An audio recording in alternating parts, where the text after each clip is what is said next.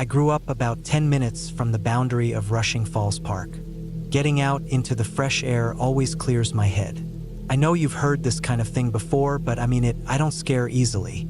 I'm a down-to-earth guy, and I'm used to nature being what it is. I'm aware of the risks, but something happened during a fall hike that really unsettled me. The sky that day was pale, and the autumn colors stood out beautifully. The bright reds and oranges lined the path leading toward the falls. I brought my dog, Jake, along for company. Jake is a 7-year-old mutt I adopted as a pup. He's usually calm, hardly ever barking at wildlife like squirrels or rabbits. He walks down the trail like he owns it. I call him my ideal hiking buddy because he keeps pace, rarely pulls on the leash, and listens well. We headed out in the early afternoon. The air had that distinct scent of damp leaves and earth, perfect autumn freshness. The trail was in good shape with the ground mostly dry, despite the recent rain. You could hear the distant roar of water even from the road, and I was excited to see the falls with more water than usual. The air was chilly enough for a light jacket, but not too cold to make me uncomfortable if I stopped moving. The path started wide, lined with trees shedding their leaves. Some branches were nearly bare, while others were still vibrant with color. Jake trotted along beside me, occasionally stopping to sniff fallen leaves or the base of a tree. We were making good progress, so I decided to take a detour to a rocky overlook, a place I'd visited once before. It wasn't part of the main trail, just a short side path leading to a ledge where you could get a different view of the falls from above the main viewpoint. By the time we reached the overlook, I could hear the water cascading more clearly. The view was stunning. Jake and I stood there for a while. He was panting, and I was just enjoying the peacefulness. The falls made a nice white noise, and for a moment, I thought about taking a nap. But eventually, we moved on to find a spot to sit and eat a snack. The trail narrowed as we approached a rocky stretch that led us closer to the water. It was around this point that Jake did something he'd never done before on a hike. He let out a low, threatening growl. I froze. Jake isn't the type to growl at nothing. I looked at him, and he was tense, staring at something near the base of the waterfall, some ferns and mossy rocks. At first, I thought maybe he had spotted a deer or something. I crouched down beside him, gave him a gentle pat, and tried to see what he was focused on. But the ferns were still, and I didn't notice any animals scurrying away. The only movement came from the mist of the falling water. "What's wrong, boy?" I asked. Jake whined, his ears back in alert mode. He took a cautious step forward, almost as if he were about to pounce. That's when I saw it. At the edge of the waterfall, just beyond our vantage point, something stood still. It was a dark shape, obscured by the spray of the falls, but its form was tall, maybe human-sized. I couldn't make out many details, but it looked like it had arms, though they weren't quite shaped like a person's. The figure remained perfectly still. I thought maybe it was a stump or some odd trick of light. I kept watching, and then I noticed it move ever so slightly, as though it was aware of us. That's when a chill ran down my spine. I've encountered all kinds of animals out here. Foxes, coyotes, deer, but this wasn't like anything I'd ever felt. Something about the shape felt wrong, like my instincts were screaming that we were not alone. Jake, too, was clearly uneasy. His growls grew louder, and he backed up, pressing against my leg. I called out, "Hello?" expecting it to be a person standing there, maybe even a hiker, but the figure didn't wave or acknowledge me. It just stood still, staring at us, or so it seemed. I stepped forward cautiously. The ground was slippery with wet rocks and leaves, and I had to be careful where I stepped. Jake let out a sharp bark, startling me. "It's okay, buddy," I muttered, though my heart was racing. I managed to get about 8 or 10 feet closer, enough to see the figure more clearly. It still looked like a person, but the details were hard to make out. It were something dark or perhaps had dark fur. Honestly, it was hard to tell. What I could tell was that it was standing dangerously close to the water, on a rocky ledge. No sane person would stand there without using their arms for balance. Yet this figure didn't move. Then it did something that still haunts me. It turned abruptly, as if glancing over its shoulder. But there was no face, no clear features. The movement was quick and smooth, too fast for a normal person. and just like that, it melted back into the mist of the waterfall. I can't explain it, but it vanished behind the veil of water, leaving me and Jake alone on the rocks. I was stunned, and Jake was terrified. There was this tension in the air, something thick and heavy. I took a few more steps toward the falls, ignoring the part of my brain telling me to turn back. I peered through the mist, hoping to catch another glimpse of the figure, but all I saw was water crashing against the rocks. "Hello," I called out again.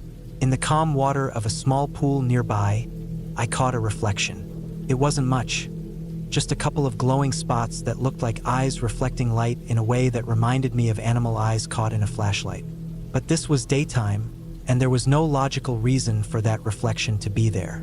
It felt wrong, almost supernatural, but the moment I blinked, it was gone. Jake was pawing at my ankles, urging me to leave. Finally, I listened. My gut told me that we weren't going to find answers by staying. I lingered for a moment longer, scanning the area. My heart was still racing, but slowly calming down. We started heading back up the trail. Jake, eager to get away, had his tail tucked between his legs. I kept glancing over my shoulder, half expecting to see something following us. But it was just us, and the trail was empty. When we reached the road, I saw a couple unloading their car, ready for their own hike. Jake relaxed around them. He loves meeting people. I realized I'd been tense the whole time, but now I felt physically drained. I considered warning them about what I'd seen, but I didn't know how to explain it. They'd probably think I was crazy. So I just gave them a nod and walked away. Since that day, I've hiked that trail several times again, but I've never had another experience like that one. I'm not sure what I saw that day. Whether it was another hiker or something else entirely, I can't say for certain. But if you're ever in Rushing Falls Park, be careful near the falls. There's something there, something watching from the mist.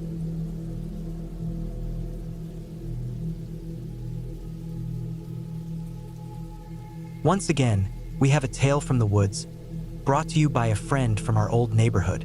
It was the night it all began. My sister and I were walking back from our friend Emily's house.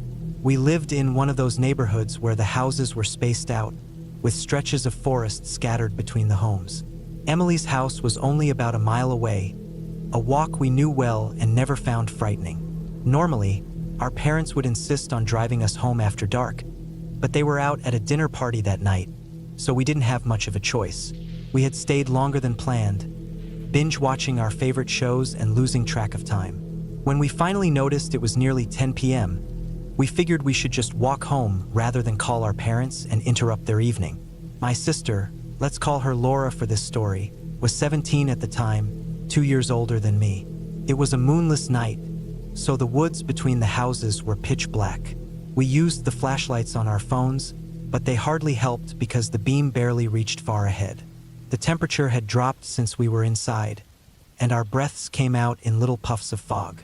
By the time we were halfway home, passing through the trees separating the neighborhoods, Laura stopped suddenly.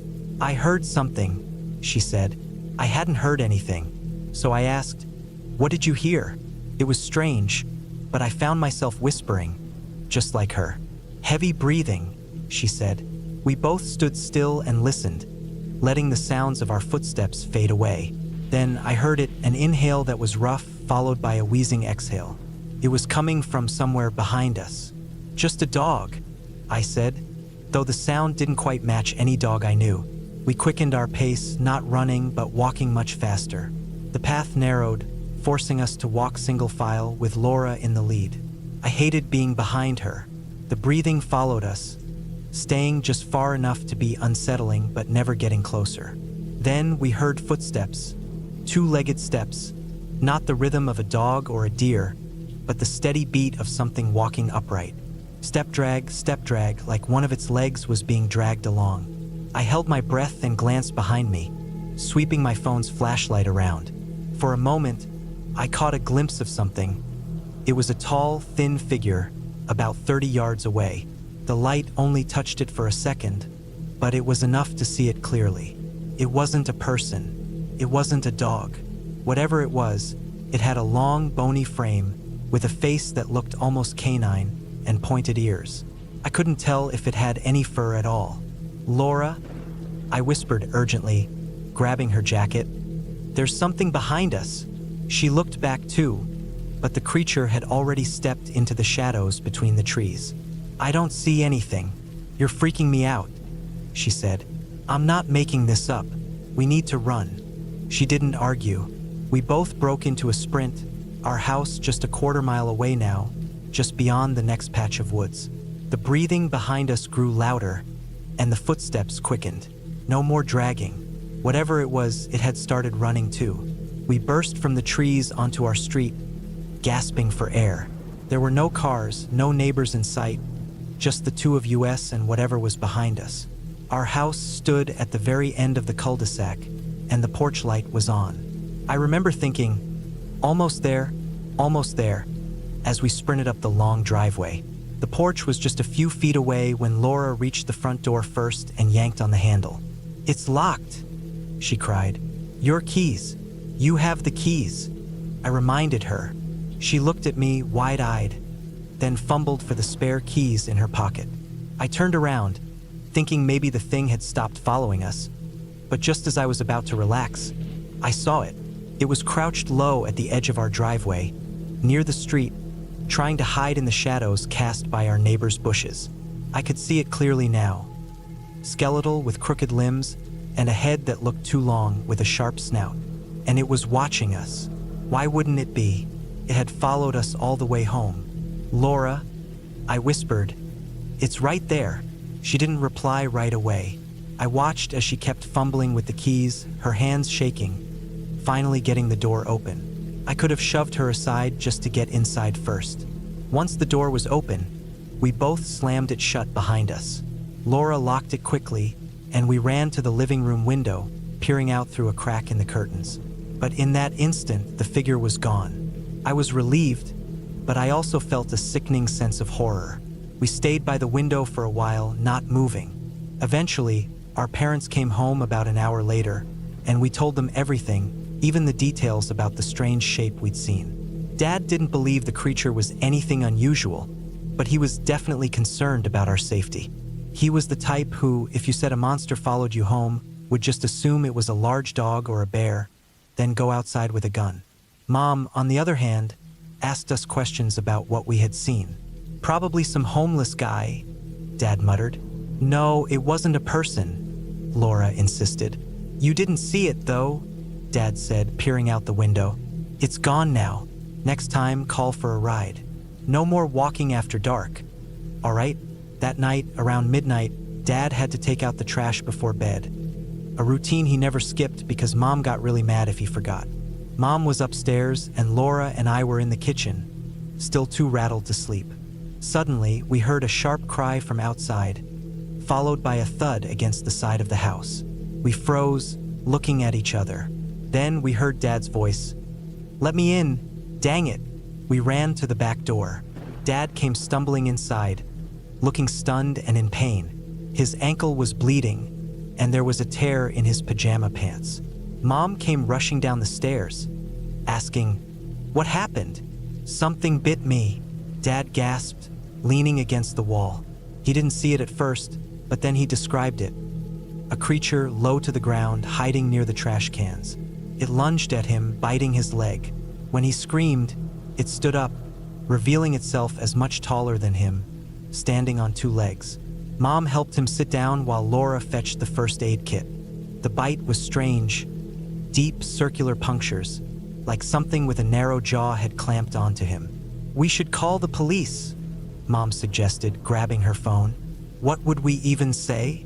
Dad replied, "That some animal bit me and ran off? They wouldn't care.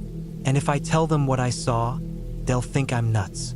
He was adamant it was just a big coyote or a stray dog, though the bite didn't seem typical for either.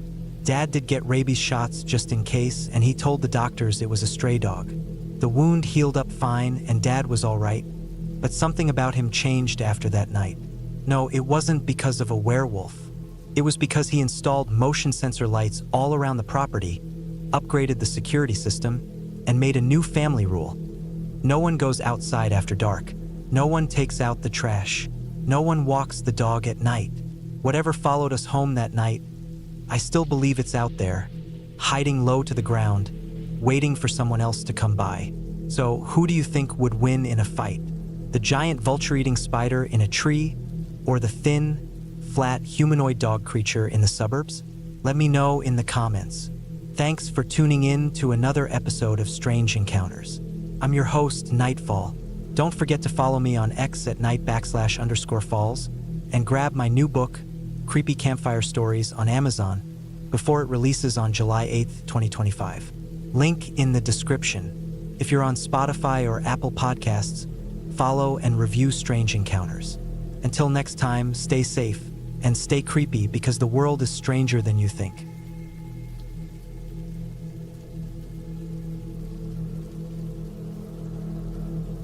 Stories might call it strange, but it's just something I do. Escaping into a small patch of woods behind my neighborhood. It's only a 5-minute walk from my front door to this old, nearly forgotten trail that no one else seems to care about. For someone like me, a teenager who values their alone time, it's perfect. I'll put in my earbuds, play some tunes, or maybe a podcast if I'm in the mood, and just wander until I feel ready to head back home. A lot of my friends think I'm odd for doing it alone, but I never run into anyone else, so it feels pretty safe. That's why I didn't think twice when I ventured out one random Tuesday afternoon. That day had been frustrating. 2 surprise quizzes and a pep rally that I couldn't have cared less about. I was ready to clear my head. I had my backpack slung over one shoulder, my phone tucked into my hoodie pocket, and was streaming music through my earbuds. I was about halfway through a playlist when I decided to wander off the usual path a little. Maybe I'd find something interesting like mushrooms or wildflowers, something to take my mind off the school drama that had been gnawing at me. I was walking at a pretty steady pace when my foot landed on something that didn't feel like the usual soft dirt or dry leaves. It was squishy, almost like something decaying, or maybe a damp sponge. It felt disgusting under my shoe, and I jumped back immediately. My heart raced because it felt alive. Not like it was moving, but like it was a body part. I pulled my earbuds out and looked down, trying to figure out what I'd stepped on. Was it a weird mushroom or a dead animal? But as soon as I looked, I knew it wasn't either of those. The dirt had formed into the perfect shape of a human face. The eyes were shut, the mouth barely open, and even the nose was sculpted to perfection, like someone had carefully carved it into the ground, with the color and texture matching the surrounding soil. It was bizarre, but it made me think of that scene in The Hunger Games where Peeta paints his face to look like a rock. But in this case, it was flat on the ground, camouflaged with dirt. What was even stranger was that my footprint was still visible on it, right over the cheek. But instead of the usual flattened dirt, the face seemed to bounce back, like it had some kind of flesh-like elasticity.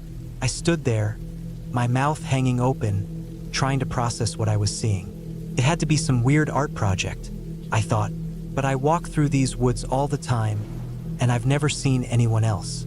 Who would carve such a perfect human face in the dirt? I could see every contour, every tiny detail, like someone had crafted a hyper-realistic face. I don't know what possessed me, but I decided to touch it. Maybe I wasn't thinking clearly, or maybe I was just too freaked out to react properly. I poked the cheek with my finger, expecting it to crumble like dirt or mud. But when I felt it, I screamed. It was warm, and it felt just like skin. No, it was more like warm clay. Whatever it wasn't just dirt. The moment my finger made contact, I swear the eyelids twitched. Maybe I imagined it because I was already so freaked out, but I'm telling you, it looked like it flinched. I screamed louder than I ever have in my life, even with my earbuds still in. The sound was deafening. I felt the hairs on the back of my neck stand up, and before I even knew what I was doing, I turned and ran. I stumbled over branches, tripped on leaves, and tangled up my feet. My backpack bounced around, and my music, still playing some random pop song, only made the whole thing even creepier. I couldn't listen to that song for weeks after that day. Every time it came on, it reminded me of that moment. When I finally got home, I was drenched in sweat and feeling completely unhinged. My mom asked if everything was all right, and I blurted out, "Face in the dirt, face in the dirt." I know it wasn't the clearest thing to say, so it took some explaining for her to understand what I meant. I told her I thought I'd found something buried in the woods, maybe a body or some strange phenomenon behind the houses. She wasn't convinced.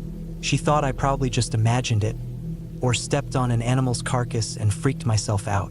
But I was serious, and when she saw how pale I was, she agreed to go check it out with me the next day. She wanted to do it in daylight because, well, she's practical like that. So the next day we headed out there. My mom walked beside me, leading the way, but I felt tight in my chest, like the woods were watching me. If there were faces in the dirt, maybe there was something more I wasn't seeing. I kept telling myself that whatever it would still be there. A weird imprint, something to show her so she'd know I wasn't crazy. But when we got to the spot, it was just dirt. The ground was disturbed a bit, but there was no face, no warmth. In fact, it was cold like everything around it. We even dug a bit with a small gardening trowel, but we found nothing beneath the surface, just rocks and roots. No lumps, no weirdness. After that, my mom teased me about it. Maybe you saw some weird arrangement of leaves or something. You psycho. I rolled my eyes. Honestly, part of me was relieved. If it had still been there, I would have known something truly strange was going on. But now that it was gone, maybe it wasn't real, even though I remember it so clearly. This all happened only a few weeks ago. I still go out for my walks, but now I watch the ground more carefully. I swear, if I step on another weird face in the dirt, I'll lose it.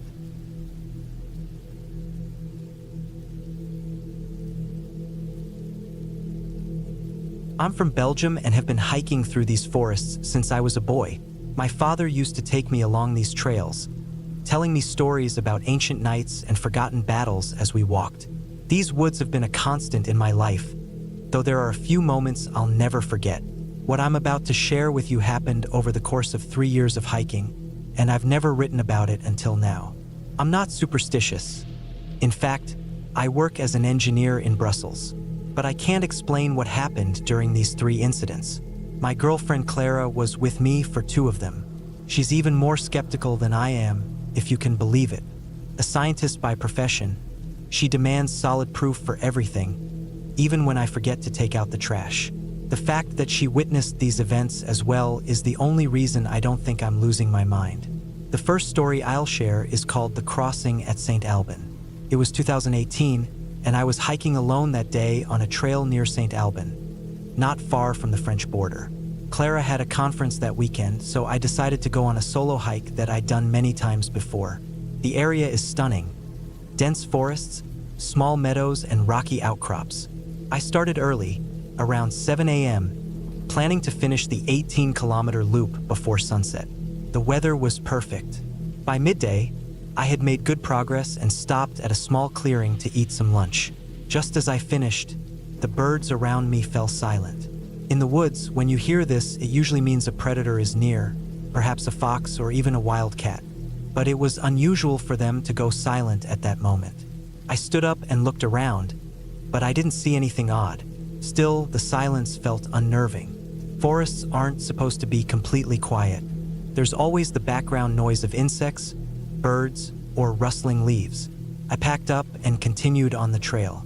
About 10 minutes later, I reached a stream crossing, a narrow brook with stepping stones I'd crossed many times. But something felt off. The air felt charged, like before a thunderstorm, even though the sky was clear.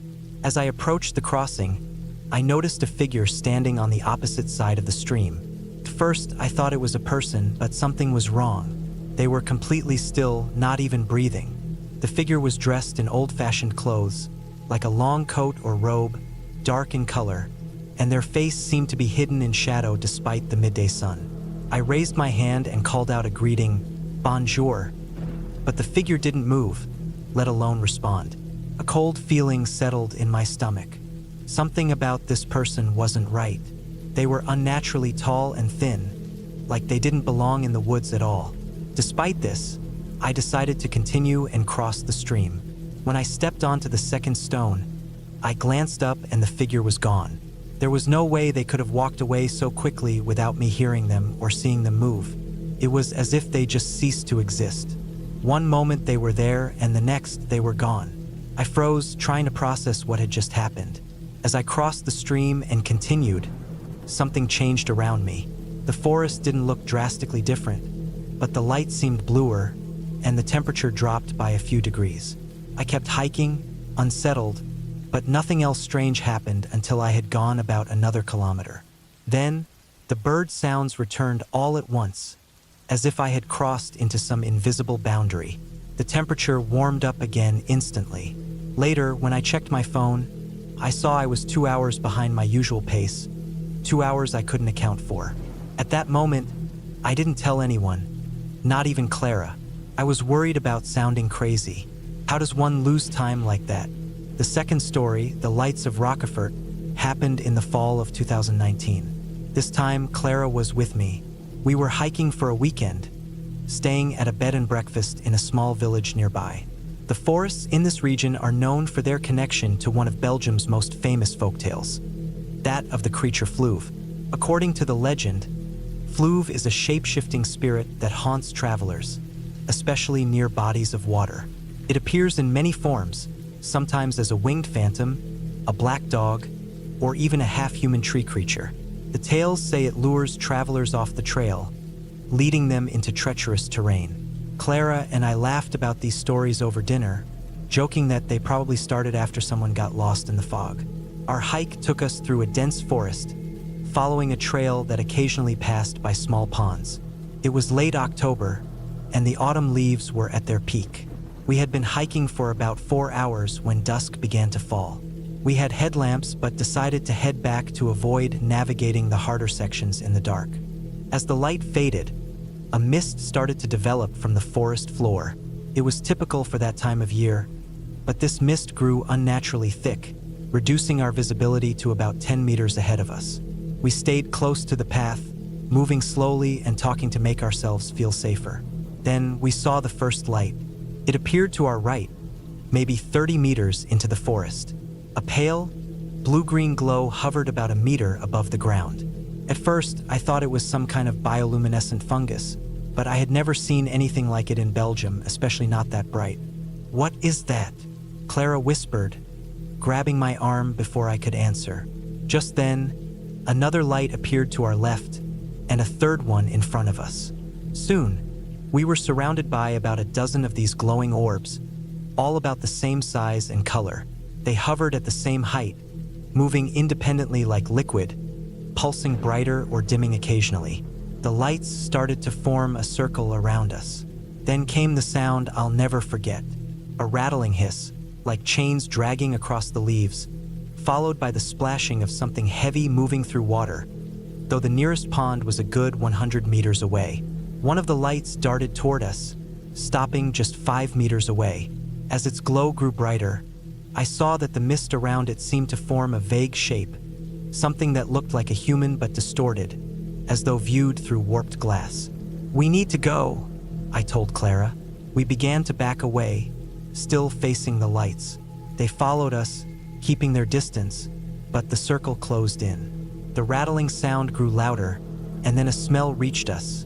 Stagnant water and rotting plants. Clara, being the practical one, remembered her phone and turned on the flashlight, hoping it might drive away whatever was causing the strange phenomenon. When she shined the light toward the nearest orb, something extraordinary happened. The beam of light seemed to push against the glow of the orb, and the misty shape around it contorted. The hissing sound grew almost unbearable. We didn't hesitate. We ran in the direction we had been heading, with Clara's phone light cutting through the retreating glow. The sound of splashing and rattling grew fainter as we ran. After about 5 minutes, we burst out of the mist and into a clear section of the trail. The forest was normal again. No lights, no strange sounds, just the peaceful nighttime woods. We didn't stop running until we made it back to the car. Later, we looked up what we might have seen and found references to something called les fuiles perdus, marsh lights said to be the souls of the dead, or perhaps manifestations of Fleuve himself. The rational explanation could be methane from decomposing matter, but that didn't explain the movement of the lights, the shapes in the mist, or that awful sound. Clara couldn't find anything about it in any scientific journal. The last story for today is The Empty Path, which happened in the summer of 2020. Again, Clara was with me. After the experience from the previous autumn, we were more cautious, sticking to popular trails and avoiding late-night hikes. But as time passed without incident, we regained some confidence. For this hike, we chose a well-trodden route in the Sunnian forest just outside Brussels. This ancient forest is less remote than the places we used to hike, and on weekends, it's common to see many other hikers and cyclists. It was a Sunday and the main trails were busy, so we took a smaller, less traveled path that I knew would eventually reconnect with the main loop. After about 20 minutes of walking, I realized that the usual sounds of other hikers were missing. That wasn't unusual for this path, but the distant hum of the city, which I'd usually hear, was gone as well. It was just us, the trees, and our footsteps. Is it just me? Or is it way too quiet? Clara asked. We kept walking, and I noticed something strange about the path ahead. Despite the clear sky, the trail seemed to fade into a hazy distance. The sections of forest that should have been visible simply weren't there anymore. The trail was unraveling, existing only a few meters ahead of us at a time. We noticed the trees too. The Sunnian forest is famous for its tall, straight beech trees, but the ones around us looked different, older, with gnarled branches hanging lower, creating a tunnel-like effect over the path. I didn't recognize these species, and that was impossible. I knew every native tree in Belgium. We should probably go back, Clara said. I agreed, so we turned around, but the path behind us now looked just as unfamiliar as the one ahead. The trees were wrong, the light was off, and the trail seemed narrower than before. We decided to continue.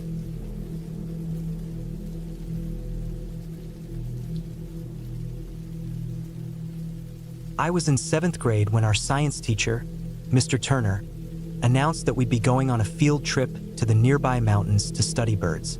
We had been studying ecology for a while, and he thought it would be a great opportunity to observe real wildlife instead of just reading textbooks. I was about 12 or 13 at the time, and while I liked birds, I wasn't exactly the outdoor type. Most of my free time was spent at home playing video games or reading adventure novels. The idea of hiking through thick woods wasn't my first choice, but I'd never been on a real mountain hike before, so I was curious to give it a try. On the day of the field trip, we all piled onto the bus early in the morning. It was late spring, and the weather was perfect. Cool air with bits of sunshine peeking through the clouds, which eventually cleared up to reveal a bright blue sky. The mountains were only about an hour away from school, near the foothills of the Appalachian region. The bus ride was filled with typical middle school chatter. Most of us had backpacks with snacks, water bottles, and the tools we needed. A small notebook and a pencil to document at least 10 different bird species. Mr. Turner had made the rules clear. Identify the birds, note their color, shape, behavior, and any calls they make, and later, we'd compare them with a field guide to see which ones we had seen. I remember sitting next to my friend, Liam, on the ride. He was flipping through a pamphlet Mr. Turner had handed out, showing pictures of common birds in the area, like blue jays, robins, cardinals, and woodpeckers. My other close friend, Nick, was sitting behind us, talking about how he hoped we'd spot a hawk or maybe even a falcon. I was just hoping to see something interesting enough to write down. I didn't want to go back empty-handed. We arrived at a small parking area near one of the trailheads. Mr. Turner and the chaperones split us into groups of 3, reminding us of 2 big rules. Stay on the main trail and don't leave your group for any reason. The second rule was mostly for the troublemakers, but it applied to all of us. Liam, Nick, and I stayed together as a group, since we were always in the same classes and lived near each other. Mr. Turner gave us some basic directions about the route to take. The main trail loop wound around the base of a large mountain slope. It wasn't too steep, just a wide, fairly even path that would be easy to walk along. The trail was surrounded by thick trees, and we could hear the occasional calls of birds overhead. For a bunch of kids who mostly lived inside, it was pretty exciting. I was actually enjoying it more than I expected, and it felt like a whole new world compared to my small suburban neighborhood. We started walking along the trail, listening for bird calls. Every so often, we'd spot a robin hopping near a bush or a pair of cardinals fluttering between branches. I quickly scribbled down notes in my notebook. Red bird with a crest, distinct chirp, Small brown bird with quick flight. We couldn't identify every bird right away, but that was the point of the exercise, right? Nick suggested that we find the biggest tree we could and sit underneath it, hoping for a good view to spot bigger birds. We knew that hawks, maybe even eagles, were supposed to be in the area, and he wanted a wide open space in the canopy to look into. After walking a bit further, we came across a massive oak tree, towering over the others. Its trunk was thick with deep ridges in the bark, and its roots were partially exposed, weaving in and out of the dirt. We decided to stop there, and Nick said, "This has to be the biggest one." Liam agreed. "Yeah, it's huge. We might get a good view of those hawks you're hoping for." I agreed too, so we stepped off the trail, still close to the path. We sat down on the mossy ground, using the tree as a backrest. Sunlight filtered through the leaves, casting moving patches of light around us. Nick pulled out a small pair of binoculars he had borrowed from his dad, and Liam started flipping through the pamphlet again, reading about different types of hawks, like red-tailed and Cooper's hawks. "Do you think we'll see a bald eagle?" Liam asked half-jokingly, since we knew that was unlikely, but it was fun to imagine. Nick laughed. "That would be awesome. They have like a 6-foot wingspan. If we spot one, I'm definitely filming it." I kept my pencil ready in case we saw something worth noting. We chatted about random stuff, mostly video games we'd been playing. I tried to tell them about some of the fantasy novels I'd been reading, but they weren't that interested. It was all typical kid stuff, though it felt cooler because instead of sitting in class, we were in the middle of the woods on a field trip. It was shaping up to be a good day. Then, we heard something strange. This loud, hissing chirp that made all of us stop talking. I thought it might be a bird we hadn't heard before, maybe one of the hawks we were hoping to see, but it had a weird, rasping undertone to it. Nick adjusted his binoculars, looking up. "Did you hear that? Where did it come from?" he whispered, not wanting to scare anything away. We all looked up at the branches above us. The tree had a thick canopy, so it was hard to see anything clearly, but I spotted a huge, dark shape high in the branches. It looked like a bundle of fur or maybe a clump of leaves swaying in the breeze. But the more I stared at it, the more it seemed oddly symmetrical. Definitely not blending in like leaves or moss would. Liam was the first to comment. "What is that?" "A hawk's nest made of fur." Nick squinted through his binoculars. "It's not a nest. It looks fuzzy or something. Maybe a bunch of caterpillars or a raccoon that got stuck." I tried looking too, but I didn't have binoculars, and whatever it was so far up, and it was so still that I thought for a moment it might be part of the tree. But then I remembered that strange sound we'd heard. I'd never heard of a raccoon or anything else just staying completely motionless like that, especially with a bunch of noisy kids sitting underneath it. We tossed around guesses. Maybe it was a weird insect colony or a giant wasp nest covered in leaves. But we didn't want to climb up to check, obviously. "Let's just keep watching," Nick said. "Maybe it'll move eventually." We sat there for several minutes, occasionally hearing bird calls in the distance. A couple of chickadees flew overhead, which we noted down.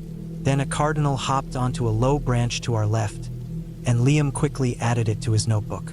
But we kept glancing up at that dark shape, hoping it would move so we could figure out what it was. I remember getting goosebumps, even though the day was warm. Out of nowhere, a large turkey vulture glided in and landed on a branch near the black shape. We all got a good look at the bird, dark feathers, bald red head, just like the pictures we'd seen. Vultures were common in mountainous areas, and seeing one that close was pretty cool. Nick whispered excitedly, "Yes, a turkey vulture. That's definitely going on my list. They're kind of gross, but they're huge." Liam turned to me, about to say something about the vulture's wingspan, but then we froze. I glanced up at the dark shape again, and it had moved. It was so fast that for a second, I wasn't sure if I had imagined it. My eyes kept adjusting, trying to make sense of what I'd seen. The vulture perched on the branch started fluttering its wings, sensing something. Before we could even react, the dark shape rushed forward, covering the distance in the blink of an eye. The next few seconds are burned into my memory. The black shape grabbed the vulture, and I heard the worst noise. This sharp squeal mixed with a low hiss. The creature, which was definitely covered in thick, dark fur, latched onto the vulture with multiple spindly limbs. It was so fast, but I caught a glimpse of huge fangs or mandibles. It clamped down on the vulture, and there was a wet, horrifying sound as it pulled the bird closer and bit into it. Liam screamed, and Nick backed up so quickly he nearly tripped over a tree root. I think I screamed too, just from the shock of it all. As the creature adjusted its grip, I could see it more clearly. It looked like a giant spider the size of a large dog, maybe even bigger than a Saint Bernard. It had a bulbous abdomen and thick, hairy legs braced around the branch. Its eyes were too dark or too small for me to make out, but the fangs were enormous, glistening with something, and it was eating the vulture right in front of us, piercing its body. I couldn't understand how something like that could exist. It felt impossible, but there it was. The vulture flapped its wings, but the creature held on, pulling it closer. I saw a little bit of blood. Maybe it could have been some other fluid, but the real horror was the slurping sound. I think it was drinking the vulture's innards. That was all I could handle before my stomach turned. I dropped my notebook, and the three of us bolted away from the tree. We didn't care about making noise. We just ran down the trail, hearts pounding, legs moving so fast. I remember hearing Liam panting behind me and Nick shouting something like, "Go, go, go!"